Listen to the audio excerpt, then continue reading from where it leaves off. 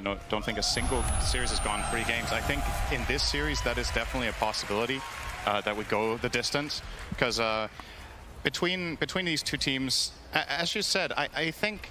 So first of all, there's been opportunities for GAIMIN Gladiators to learn how to adapt to OG during this tournament, but I think it's also probably fair to say that neither team has looked their best, right? That's true. OG has had a very dominant year in a lot of other tournaments, but here they kind of barely scraped by and got into the upper bracket, I believe in 4th place in their group. And GAIMIN Gladiators obviously starting in lowers and getting that win against Fnatic yesterday.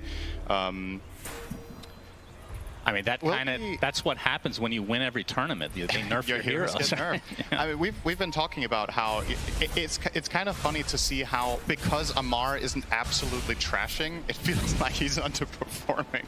Because we're just used to seeing Amar just completely take over games. And a lot of the heroes that he has been doing it on, obviously because OG have been winning these tournaments and it's been meta-defining, some of his strategies have been nerfed. We've seen the Razor, we've seen the Timber get nerfed quite a bit recently, but still, GAIMIN Gladiators banned them both. They just have so much respect for this guy and what he brings to the team that they'd rather play against some of the heavy meta stuff than Amar's specialty heroes. Speaking of which, he's playing the Slardar this game, so this is, in my opinion, one of his absolute best. I was looking at the stats last night for a number of heroes played in OG, and he easily has the fewest together with Chu, but he was a stand-in for 1 tournament. Sure. Oh, Dota might be in some trouble here. Getting blocked a bit by the illusions of Taiga. And it looks like he'll be okay, but takes heavy damage here at the beginning of the game. And we'll try to walk away. Something worth pointing out about the way OG approached this draft as well was, Dota actually taking a lot of damage here. We'll get a couple of raises in if he wants to, just 1 though. Opening the face with Naga when you have the absolute last pick of the draft does give you that flexibility option where you can switch it over to support. And what OG essentially accomplished was that they kind of forced GAIMIN Gladiators' hand to at least pick some sort of solution to carry Naga. And then when they don't like the matchup enough, they just swap it over to position 4 with this minus armor strategy they have. I think OG's lineup in itself has incredibly much, I don't know if you want to call it internal synergy, like the way the heroes play off each other. You have so much physical damage with minus armor, alacrity, whereas GAIMIN Gladiators' strategy is, as the panel pointed out, very much early heavy. I think it's super important for them that the lanes go well, but they are on a lot of comfort, and to me, maybe the unsung hero. Everybody's talking about Marcy, right? You know, it's like Marcy, Enigma. I think Tiny is still undervalued in this tournament. I think this hero is incredible right now, and they will grab that for Boom in this game, and he's one of the very best. Yep, Dyrachio still sitting on relatively low HP, but no way to really catch up to him right now. The raise way off here from Dyrachio. Maybe a little nerves here on the stage. I mean, one thing we should mention about GAIMIN Gladiators, they started out the year extremely well. I can't remember the name of that. It was the regional finals or whatever it was called. They did really well. And then the second major they placed really, and it feels like since then, they've basically, when they qualified for TI, I don't know if they've dropped off or teams have just figured them out a little bit better because they just haven't looked quite the same since that point. Yeah, I think this tournament has had plenty of surprises, right? And I think something worth keeping in mind is looking good in groups does not necessarily translate to the main stage, right? We've had examples this year, probably the most glaring one, with EG winning their group and then losing 4 games back-to-back on the main stage. It's a thing, you know, like you can have really good days, you can have bad days. The days you want to peak is on the main stage. And I think something that's really good for GAIMIN Gladiators in general is that, oh, hang on. Nice cookie. He's going to close the gap here for Yuragi to right-click Tofu. Pops that Fairy Fire, but the Jingu is up, and First Blood goes to Yuragi. Gets a little bit of HP back thanks to the Boundless Strike Jingu combo. But OG first on the board.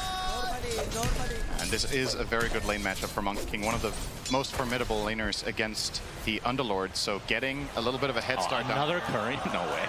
Very good. Oh, he is faster, yeah. He'll One get more will do my it. God, that is...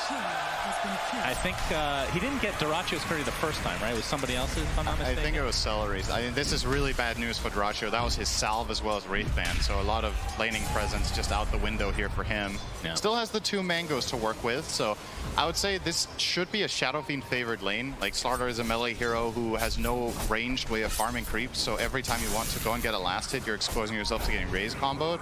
But so far, so good for Amar, right? He's 13-3 against the basically exact same CS scoreline for the Shadow Fiend. And that is while playing with support Naga, who honestly doesn't really offer that much for a Slardar most of the time, right? Offers courier killing potential, apparently. You can see another cookie setup kill onto Tofu. Jingu with the scatter blast. And second kill in this lane for Yuragi and OG overall, who, I mean, like you said, even in this off lane, for Amar, doing quite well to start this game. He's going to take a raise, though. Gets a crush off, but no one in the vicinity. So he'll have to back away as the Tango's slowly bringing him back up to a healthy amount. I gotta say, man, I don't want to play Silencer Underlord lane in this game. I feel like Silencer's job is so difficult. You need to offer some sort of presence for the Underlord, because if you don't, he just gets bullied out of the lane by the Monkey King snap. But if you come even remotely close, you get Boundless struck into a cookie and you just die, right? So it's just really, really difficult, and it goes to show how powerful this pick from OG was. I was wondering if GAIMIN Gladiators were actually going to opt to go for some sort of tri-lane to try to solve this laning problem, because they're one of the teams that likes to do that. But the issue is, I don't think Underlord enjoys either side lane. Otherwise, we'd be playing against Slardar, which is also not great. So you kind of had to choose the lesser evil here, and unfortunately both of them, for that guy, are not the best. Ace is getting great farm though, gotta say. 23-7 is very impressive against this lane, but it has cost a lot of potential for Tofu's ability to scale somewhat in this game on the Silencer. Right. How important is it for Ace to be kind of active on the under? Like, how fast do you actually get active on this hero with the Fiend's Gate? Because I can look at the OG lineup. You've mentioned the minus armor. They have amazing setup for Sunstrike in various ways. Yep. Like, their lineup makes sense. But from GAIMIN Gladiators, it feels like there's some maneuverability here. I think there's some interesting plays with oh, hang on, bottom lane. Yeah, a lot of damage. Storm comes out, but that's the stun onto Ace. And Yuragi not gonna go any further here. I saw the glyph come out there. I think maybe GAIMIN Gladiators were expecting Yuragi. Oh, the Hurricane onto Amar, but he gets the crush off and is A-okay. Naga, he's gonna get the ensnare. A little bit extra damage to Celery, but Amar not in range to get a stun off. How many courier kills are we gonna have this game? Is that 3? Yeah, that was Ace taking out the opposing courier here. Finally, GAIMIN Gladiators get on the board on that account. Indeed. We should have a courier death count somewhere. How about visible at all times. How about a courier kill cam? That's fully zoomed in. That sounds kind of, I don't know, that sounds kind of violent, honestly. Oh, but you don't mind when the heroes die, right? Yeah, sure, yeah, but the couriers, oh, let's but the squeal of a courier is just on another level. Have you seen the couriers? A lot of them don't really... Okay, I mean, there's kind of a... Okay, I take that back. That's a really cute dog with a hot dog in the dire base. All right? Could be Onion. could be anyone. Scatterblast onto Ace. Yuragi's in trouble too. The cookie setup. Boundless strike. Sunstrike's coming as well. And Ace, one right click away, and Yuragi takes it. On the other side, Amar did fall to Dyrachyo, and Celery able to get out, so no trade at the top lane, but a trade basically globally for both respective position 3s. Taiga, Dyrachyo, another raise, but not quite enough to finish the job. Pinecone? The Pinecone is very scary. It's too slow. Very slow, as you would expect from an inanimate object. Oh, it's still alive. It be able to juke it successfully. If it got to, what's it called again, the ability it has? You know this. Seed Shot. Oh, you actually knew. I mean, that one's the dumbest name in the game, probably. I forgot. It's not something you... Not a very called out ability. True.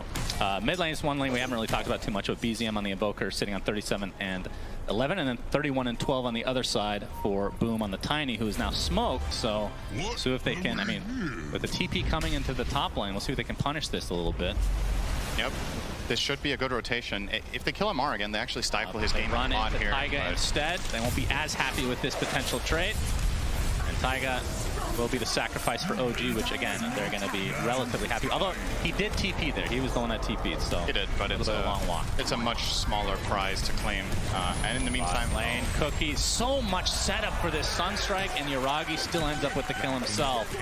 And he is off to the races, 4-0 to start the game. All 4 kills. And you can see what item build Ace has gone for to try to combat this, right? He's gone Phase Boots and Lace on the Underlord, but even then, the stuns into Sunstrike just too much. Doesn't have too much in the way of tankiness. Obviously, you have a bit of armor, but he now even buys a fluffy hat, right? He's just really trying to get all the small value items that he can to try to stay alive down here.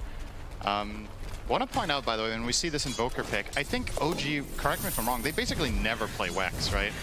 I'm like trying to think to myself about the rate of going these builds on this hero, and even in the patch where everyone was playing Quas Wex Invoker, this guy was the one player who just basically never deviated. BZM plays an incredible Exort Invoker, and it also goes very much in line with OG's kind of ideology in the patch, right? Where they want all 3 cores to scale.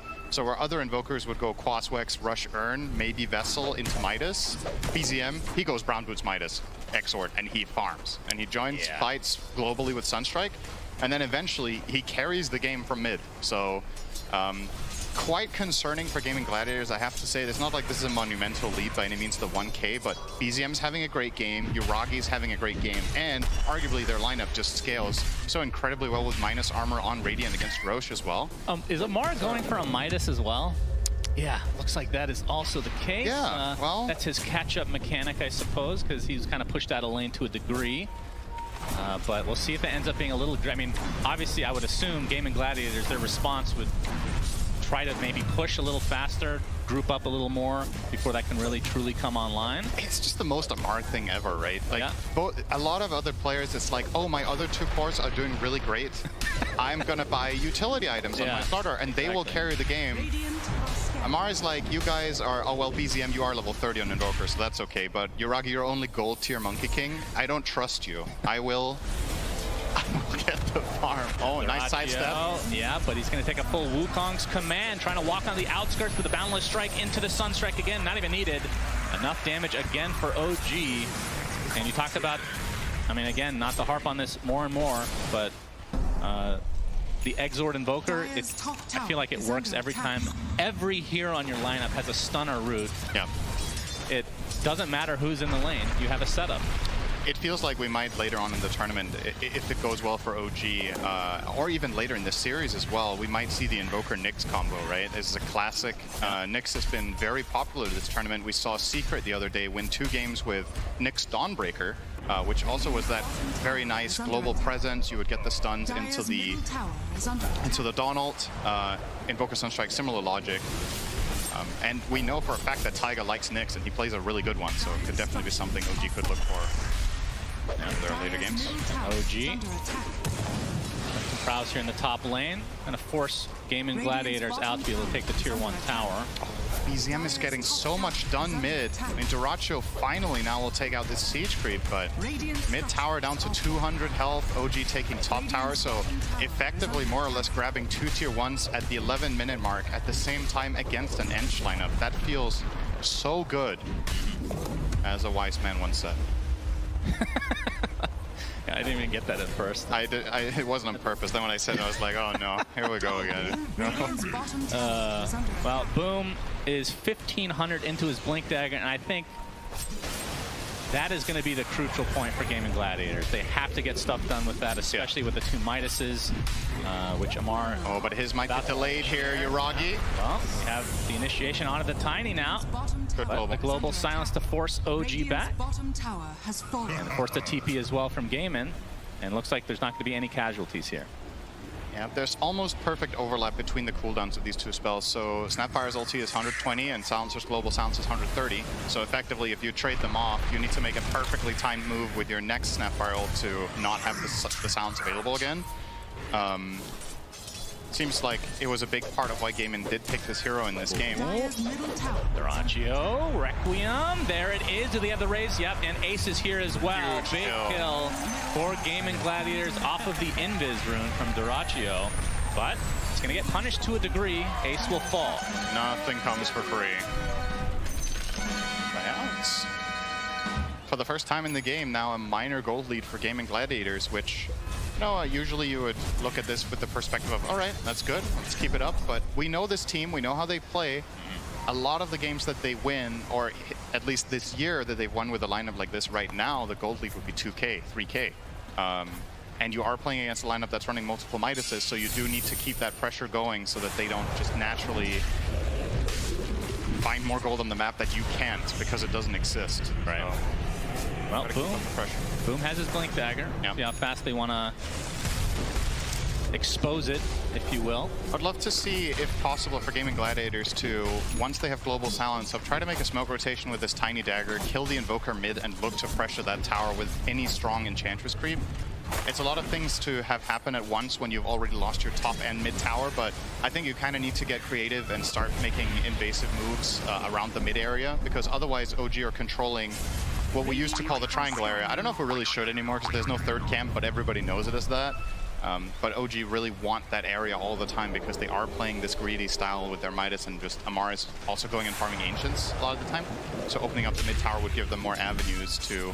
If you want to extend it a bit, and just the secret shop icon is the triangle. That's true. Point. That's actually true on both sides. I like that. Thank you, Cinderin. You're very smart. Thank you, Cinder. Once in a blue moon. Well, the smoke gank didn't end up resulting in a kill, at least not yet, although Yuragi is hunting. Celery inside the tree line here. There's the vision. Celery is mega dead. But again, just the support for GAIMIN. Don't know if the Blink Dagger... What are they waiting for something specific? Are they waiting for the global silence to come back for Boom to reveal this Blink Dagger officially? Not sure. It's possible that they were looking for a move, they didn't find the angle, and then OG were first to pounce, and they were like, all right, you know, the heroes that we were trying to gank, we didn't have time to catch, we're just back to farming. Like, you got to be efficient about it, right? If your move fails, make sure you get something done. But yeah, that was very unsuccessful here from GAIMIN. Fortunately for them, they only lost Celery, of course. Rather unusual in a monkey diet, Celery, but he was hungry enough that he opted for that. Probably not. I can tell you from experience that if you have to be really hungry to eat celery, so he must have been starving after that death. Well said. Agreed. Vegetables. Nothing wrong with vegetables. Yep, vegetables. Just celery. Dyrachyo, what is he working on right now? He has the Mask of Madness and the Dragon Lance. Yep. See him farming the Ancients and is an Ogre Club into the BKB, so things have kind of slowed down, which we talked about against the Midas is maybe not the best of moves, but we'll see how it works out for GAIMIN. Echo Saber there for Yuragi as he's working towards his BKB as well. And obviously, from Amar's perspective, the Midas has been online for a decent amount of time, which now he finishes treads. We will ensnare into Sunstrike into all my spells into Artyom coming, or Invoker. I have wards. We will ensnare into Sunstrike into all my spells into Artyom coming, or Invoker. Oh, quickly back to live as Ace is dead, so we didn't get to see that gank in its full juicy perspective, Cinderin, but they did call what they were going to do, and they were successful. Yeah, spoiler, it was a Sunstrike kill. Well, Invoker didn't get the last hit, but he was involved as usual. I was about to say before we saw this, I mean, it still rings true, right? I think the most impressive thing about GAIMIN Gladiators this game is how much farm Ace has. He has 141 CS, he's topping the charts, and that was after laning against Monkey King Snapfire. Ace does a really good job in general for this team at finding a lot of farm. I think, you know, I think that was part of the reason that GAIMIN Gladiators were doing so well earlier in the year was when they were running these tri-lanes with Dyrachyo, they still, when they put Ace in the safe lane, he managed to just find a lot of last hits on the map in the jungle, just be very effective even with a bad start. And that's exactly the case here as well. He's 1-4, but his CS is very impressive. Boom. Oh, Boom goes in, gets the Avatos, but it's on a support Naga. He gets Hurricane, but there's the song. Taking some damage from the Arcane Curse. He's just going to TP out in the midst of the song as a tier 1 tower will drop in favor of GAIMIN. It's still, this is what GAIMIN needed, right? They need to open that mid tower. So they do finally make this move and are successful with it. I like the choice there of holding the global. They could have killed the Naga if they wanted to, but they think the global silence is too important in order for them to go for their next objective, which is right here. And this goes very, very fast, actually. OG. Yeah, they have to be careful. The Mortimer's Kisses are online. If OG have an idea this is happening, the Sunstrike is going to reveal a little bit. But Avatos back into the pit. Amar just dead. Just like that as the Mortimer's Kiss is coming out into Dyrachyo, but the global silence counter that the panel talked about. And this is looking like a potential free Roche for GAIMIN now. Yeah, OG just giving it up. They're not interested. They don't have their Slarvar. They can't get in there. Yep, and the zoning Requiem as Boom secures the Aegis for himself. Interesting they didn't give it to the Shadow Fiend. I really thought you were going to put that one on Dyrachyo. I feel like this hero is often very vulnerable and gets a lot of value out of having the Aegis because you don't have to pop BKB in your first life when you get jumped. Picking ult. Yeah, Boundless Strike into the Wukong. Sunstrike coming, but he is okay. So he's trying to bait some TPs potentially, but nothing actually came. Does have 15 armor, so Wraith Pact wasn't cooldown. Oh, he's actually going for the wave. Is Yuragi going to try him again here? No, not quite. But yeah, I love that move from GAIMIN Gladiators. Really good stuff. They not only do they get the Aegis, but keep in mind this Radiant lineup is incredibly good at killing Roche. So the fact that you take it away from them is almost as valuable as getting it yourself. Dyrachyo would have loved to have it now. The Aegis could have been on him, but instead would have died twice in this scenario, I would assume. Although, you can see GAIMIN starting to pincer in a bit. The Avatos onto 3, Misha very low, nice Firestorm from Ace as Yuragi kind of separated from his team, attempting to TP out, and he will be able to TP successfully, just barely out. The Aegis was consumed. Yeah, that's pretty good for OG. You're happy with that. You find the Shadow Fiend and you get the Aegis on the follow-up fight. All you lost was your position 5. That's great. Very, very good TP there out from Yuragi, obviously counting the stuns, knowing there's nothing left. The only cancels that they have are Requiem, which was dead, and then Underlord Root, as well as the tiny combo that was used immediately in the beginning, so good call there. And OG with the 1K lead at the moment. But it does, again, I know that OG are kind of the favorites going into this series, but with these Midas pickups, I feel like the fact that it slowed down a decent amount, they've kind of nullified the Roche that GAIMIN was able to claim for themselves. It feels like it's OG's momentum right now to a degree, despite that Roche. This aggressive move from OG could actually fail horribly. They don't know that they're visible under the ward. And the toss, Requiem to follow. Yuragi is mega dead, and here comes Ace with the Fiend's Gate.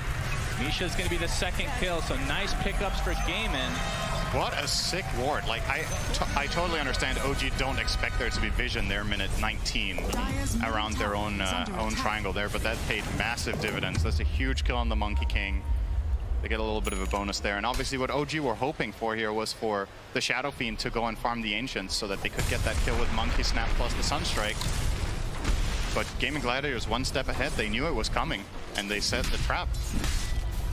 And that's going to result in a BKB now picked up on Dyrachyo, and he's immediately eyeing up that Aghanim Shard. It feels like it's different how people progress from this point on SF. We've seen some people get the Shard, we've seen some people go straight Butterfly, we've seen people go Daedalus in this slot as well, Scotty, there's plenty of options for what you can do on SF. I think the Shard is nice though, for how the game is going right now. You want the extra, I mean, even just the extra little bit of fear is actually very helpful. Why are you laughing? Isn't that the best part? It's so good. I mean, it's half a second, right? He gets initiated on by Amar, who pops his newly picked up BKB, continuing to bash away as the Wraith Pact is placed. The Global Silence is not really going to dissuade OG from continuing any further. And Taiga, he's going to get the backup of the rest of his team now. So now the focus is entirely on Ace, and the Mortimer's Kisses are going to be enough. Double kill for BZM off the back foot of this. 3 dead for GAIMIN as they are punished severely for entering OG's jungle. And Global Silence there was expended, which means Misha could finally get to play a big part of his hero, which is always fun when you get to use your ultimate ability. I have a mechanics question for you. Yes? For the Shadow Fiend, he has Specialist Array. How does that work if you get Shard and you're critting? Pretty sure it only works in your main attack. Okay. I think it follows the same rules. I believe when this item came out, it actually synergized with Psyblades, but I think that got changed pretty quickly because you were Psyblading on all 3 projectiles, and that was kind of insane, if I'm not mistaken. But yeah, I don't think any of the secondary attacks carry anything at all. No attack modifiers, no crits. Gotcha. I mean, it's still nice on SF because you hit really hard and you like its stats, so it is a good neutral item on him. I wonder if SFs, if they could choose, if they would prefer this over Grove Bow. I don't think they would. I think the SFs would rather have that still. The attack range and the magic damage increase is super nice on this hero. As he's actually opting not to go for the Shard this time, so it will be a Daedalus. Oh, he did change. Did he change his mind? He has the Shard, right? It's coming out. No, it's not. He went Crystallis. You're right. So he did change his mind. Yeah. I heard you laughing at the half-second fear. It's like, okay. You were the one laughing. I like that. That's the reason I think it's good. Last year we were actually dumping on this Shard. And they added the fear, and I think that makes a big difference. It is definitely better now. So we have a smoke now from OG as they enter the triangle of GAIMIN Gladiators. They're not going to find it. Still there, but this time around, obviously not visible. It's actually going to pop here, but they don't know that Boom is in the trees. So it looks like nothing will come of this other than potential wards here. Well, now they're heading towards the bottom lane. GAIMIN just showed. Bottom I tower think is they under showed attack. on this Naga illusion. At least one of their heroes did. They see Ace. TP out. Ace might be the only one caught out, but the TPs are coming to the tier 2. It's caught inside the ice wall. And it's going to force some BKBs out of BZM, so not too bad from GAIMIN. Yeah, there was no backup nearby, and Amar still doesn't have the dagger. So it's a nice setup from BZM. Landed the spells pretty much perfectly. Tornado, EMP, and ice wall, and into the snap, but they didn't have any follow-up, and Ace is just way too tanky for him to deal with on his own.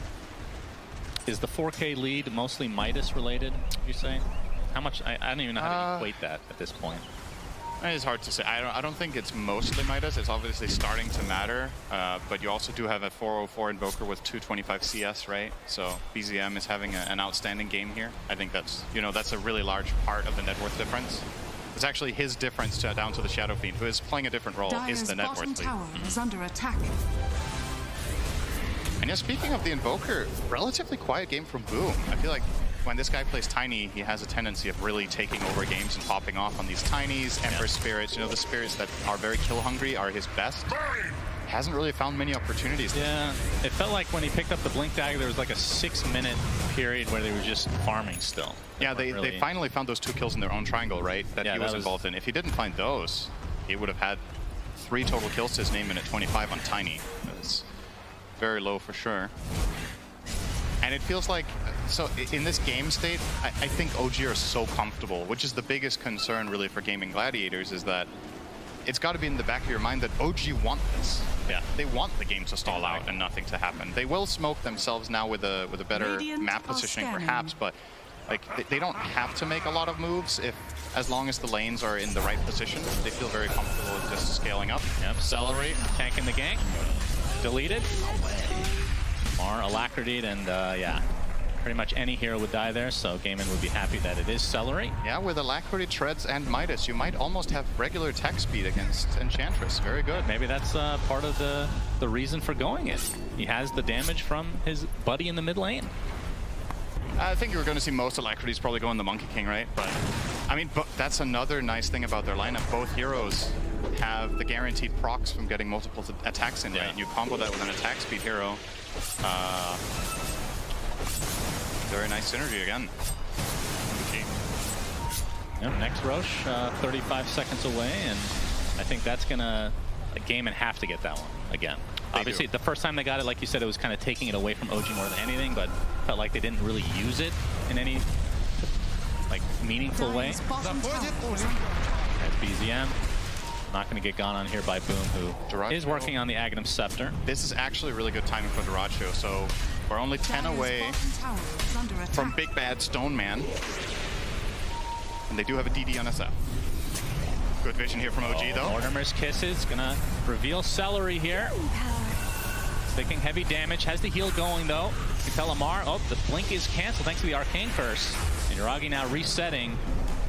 A little bit of an awkward mini engagement here between the two teams as they know that Roche could be up. Once again, great play from Tofu to not global there.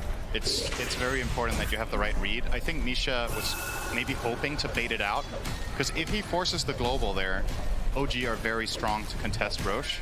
But with that still in their arsenal, they have ways of solving the BKB Invoker going in, the BKB Monkey King.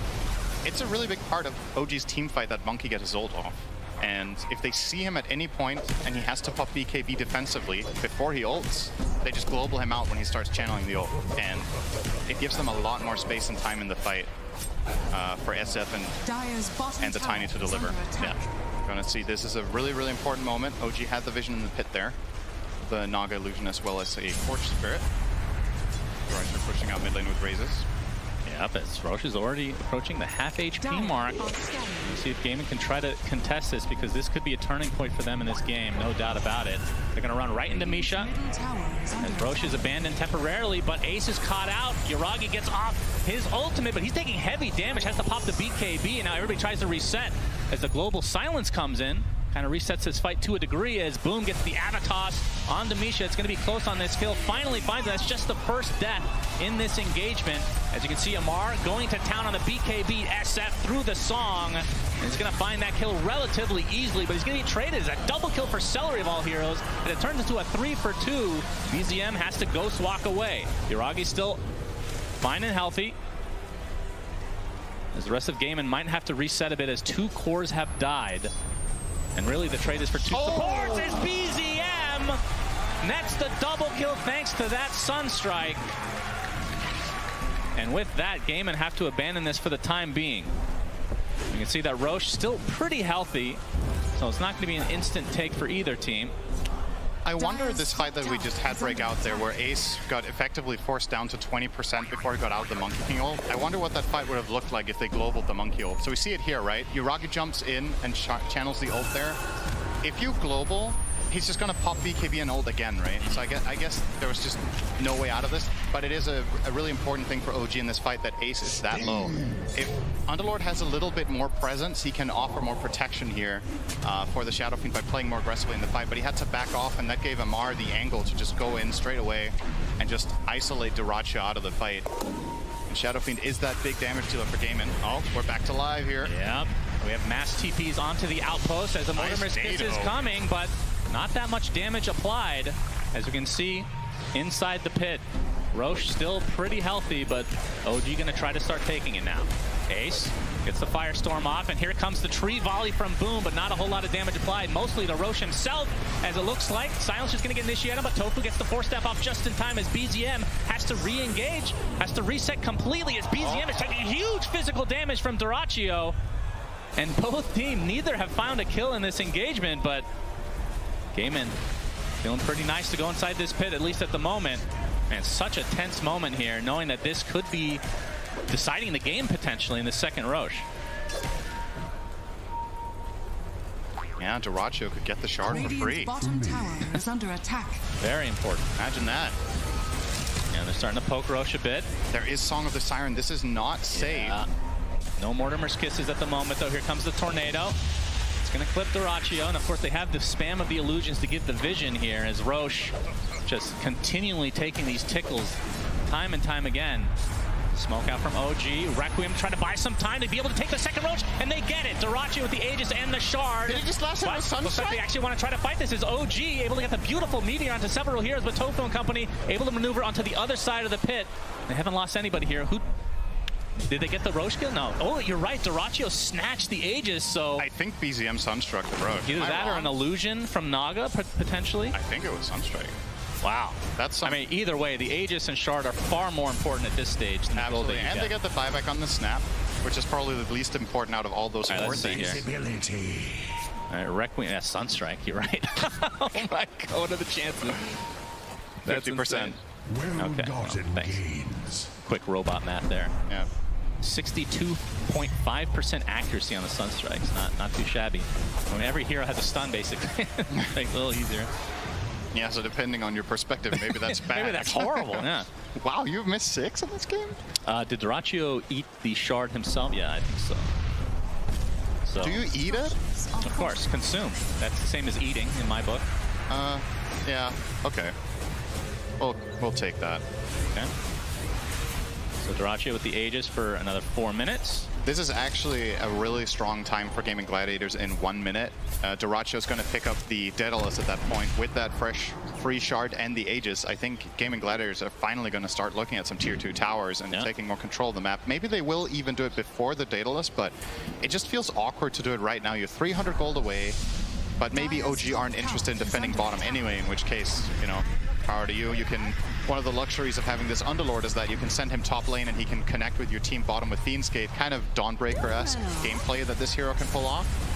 So they're not even too worried about ending up trading towers, but they should be worried about Ace's life potentially, trying to bait out a BKB here. Now he doesn't have the mana for it. Yeah, TPs are coming, but he's done. Amar. TPs matter not. Wukong's command use from Yuragi, I guess that's going to be used to ward off the rest of GAIMIN that were potentially coming, and they'll take the tier 2. It's a celebratory arena for the tower. Yeah, makes sense. Oh, that's not where he wanted to get forced by Celery, I think, but it's okay. I mean, OG have done a pretty damn good job of... I mean, they've been giving up the Aegises, but it feels like they're the ones with the Aegises in a lot of ways. Because GAIMIN haven't really been able to capitalize either time. They have 2 of them. Shut up. Okay. Oh, the Salkirus now on Amar. And the physical damage continues to be ridiculous from the side of OG. But it feels like both times that GAIMIN have had the Aegis, the lead has grown a bit for OG in some way. Well, now we can start talking Midas, because now it's been quite a while, right? Yeah. Both Invoker and Slardar, I would guess, have used it about 10 times each, perhaps. So that will obviously start really mattering and racking up. And Amar, as a result, also with the extra experience, has now reached level 20. So that's the -4 Corrosive Haze armor talent. Now down to -24 total on that spell. Do you ever buy a shard on this hero at this point? Like, it feels like a pretty good, valuable purchase, right? Yeah. Especially considering what heroes you're playing with. A lot of the time, Slardar wants to get it for free from the Roche, but Amar is prioritizing, for the time being at least, going for a Nullifier to prevent the Force Staffs, which is honestly the main thing keeping him from just flat out killing heroes on his own, right? Is that they're pushing them away with the Eng Force Staff, with the Shadowfiend Pike. And a Force Staff and Silencer too, right? They have 3 of them. So that Nullifier will be very valuable. Well, GAIMIN with the Aegis, grouping up top lane. They get the tier 1, looking for the tier 2 next, but it's going to be a trade again as OG, despite not having the Roche goodies, are A-okay with this trade. All right, it's forcing time. Indeed. Here we go. Less than a minute left on the Aegis, so see how OG want to try to approach this. Do they have any offensive Force Staffs? Boundless Strike, and look at the damage! The Aegis is just gone like that. Now the Wukong's command into the Meteor, and Dyrachyo dies a second time in the blink of an eye. Ace has to BKB Fiend's Gate away, and the rest of GAIMIN have to ditch.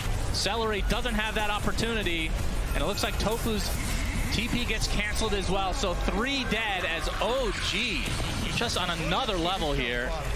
Now with a 12k lead. Yeah, I was looking if there was a potential offensive Force Staff play there onto the Shadowfiend, because he was just standing there hitting the tower. They don't have any Force Staffs, they don't need them. They literally just kill him instantly. Obviously, GAIMIN Gladiator, they have 1 save, which is Global Sounds, but doesn't really work for situations like that. Like, you're gonna jump the SF, they pop Global, I think he still dies. And on the second life, they have literally no chance of saving him. He's getting perma-bashed by the Slardar when he comes back up, so that kill was instant. You're gonna see now they drop the Monkey King ult, and I think Amar turns back on him as well. Like, instant bash again. He didn't play. The fact that he had the presence of mind to go outside the Wukongs to hit a couple random enemies to get the bashes up again, to be able to get the literal perma-bash is insane. Yep. Man. Clean. So hard to play against that. That's Tree Volley coming in.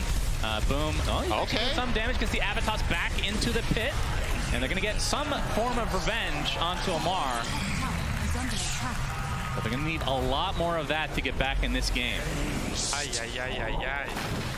Well, they could at least claim a mid-tier 2. I don't think Amar is interested in going back for that unless OG do get a very clean setup once again, but maybe they're going to just try to defend it the aggressive way. They're pushing top, and they initiated on. The sheep stick is there, and he is deleted. They can actually force them back here. They can defend their tier 2 tower mid by pushing top. The OG or GAIMIN Gladiators have to come back here. They're sending back the Underlord for now.